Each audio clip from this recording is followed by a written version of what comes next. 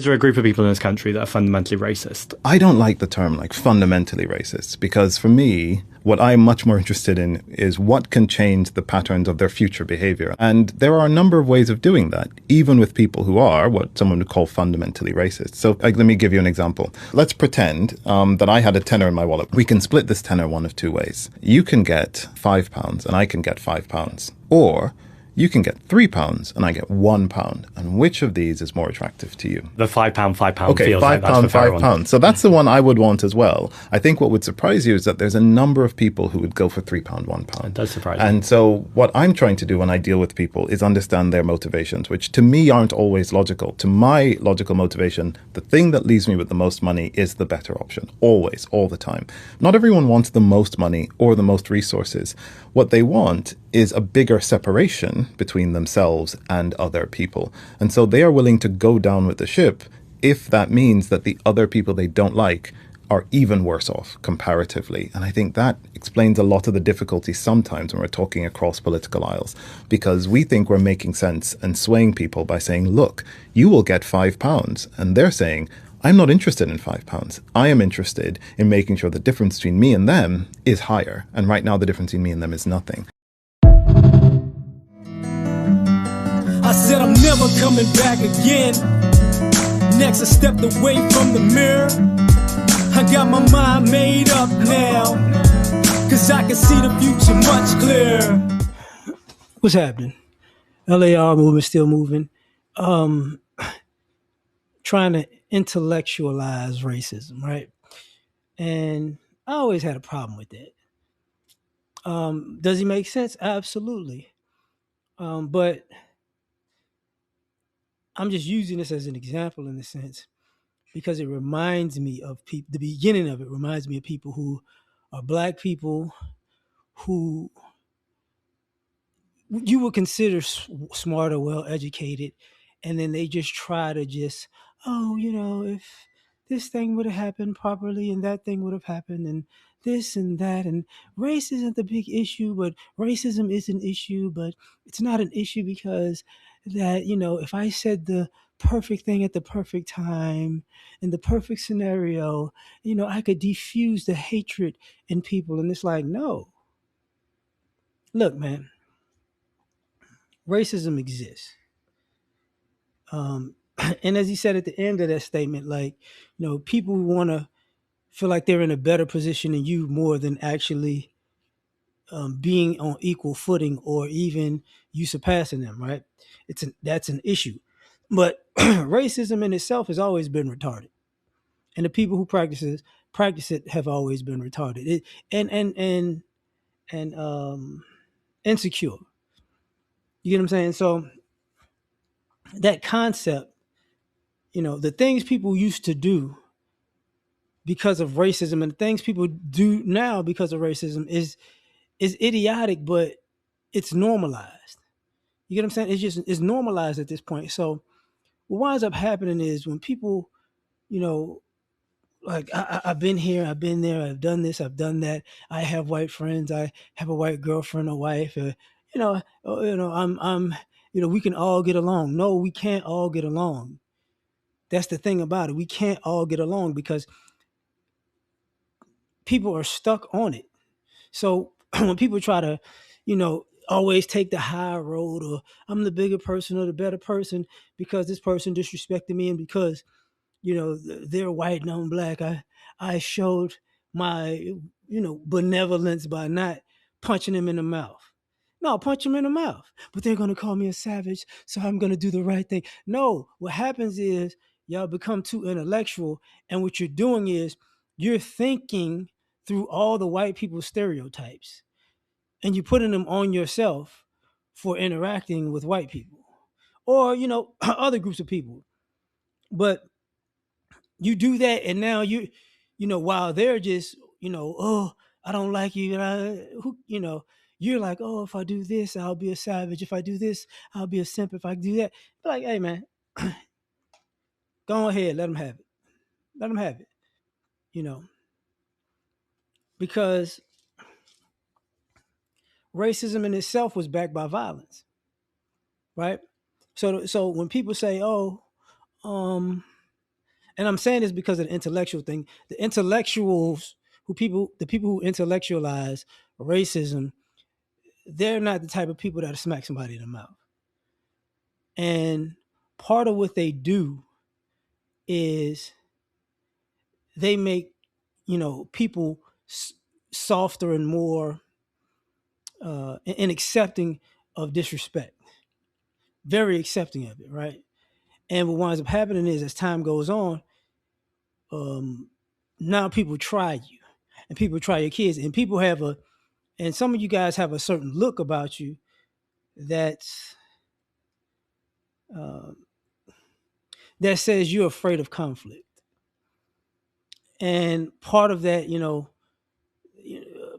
breaking down the racial dynamics and all of the stereotypes and scenarios that go within it comes off as, even though you bringing me problems, I'm never going to give you a problem back. And that's part of, like I said, being intellectual with racism. Sometimes you don't have to be intellectual with it. Somebody disrespects you, disrespect them back. You know, that's all that is.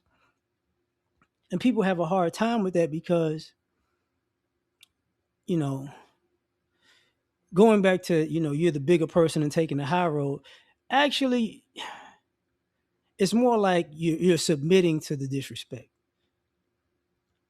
And that's where people start picking on people. And I talk about this because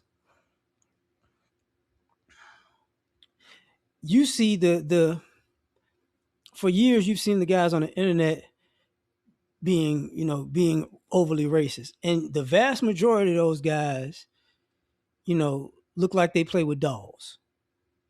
The vast majority of them, they just, look, they kind of look like Ned Flanders. They have that Ned Flanders from The Simpsons look.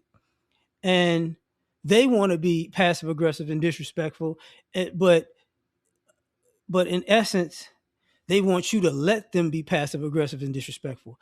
Oh, you need to tell me that you have you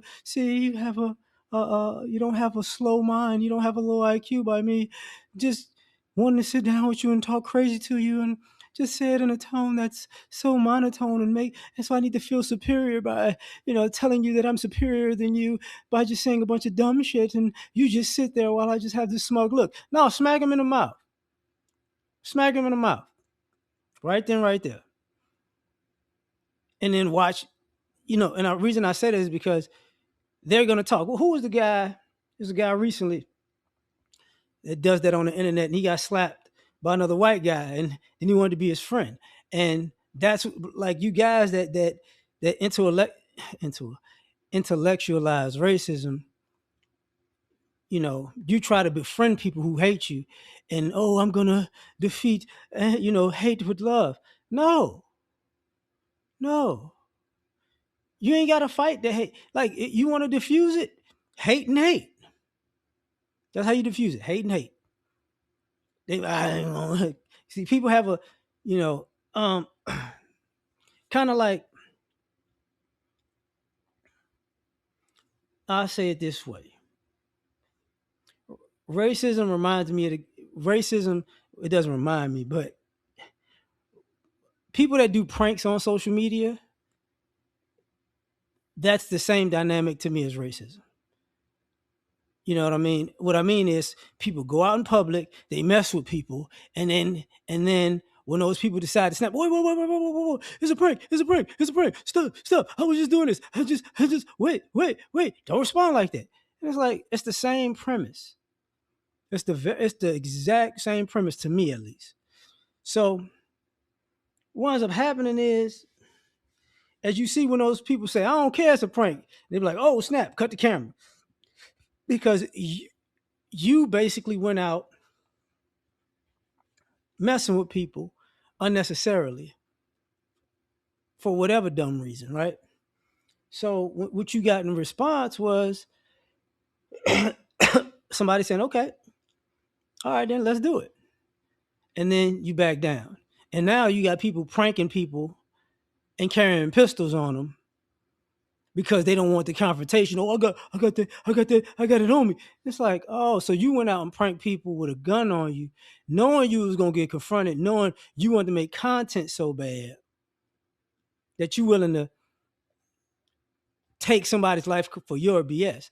That's racism to me. And you can't, the way I say that you don't intellectualize people going out and pranking. You don't go, oh, I need to be the bigger person because you came out and hit me upside the head with something in the store because you got a camera, and I'm gonna be your friend, and no, no, this, you go low, we go high, fuck all that.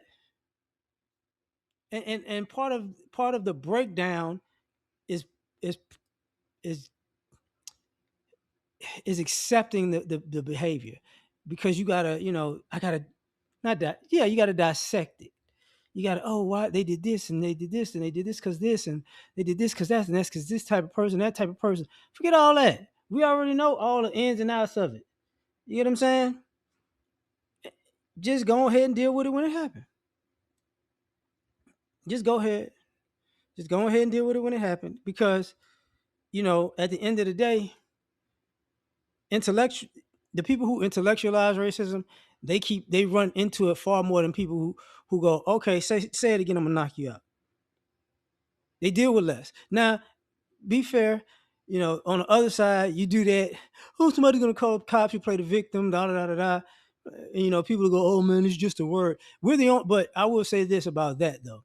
We're the only race in America that people can throw racial epithets and slurs to, and then when we respond, we're the ones that get in trouble.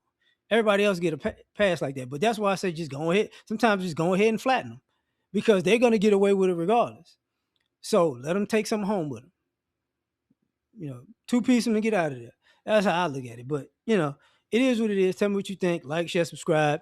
Catch you on the next one. Peace.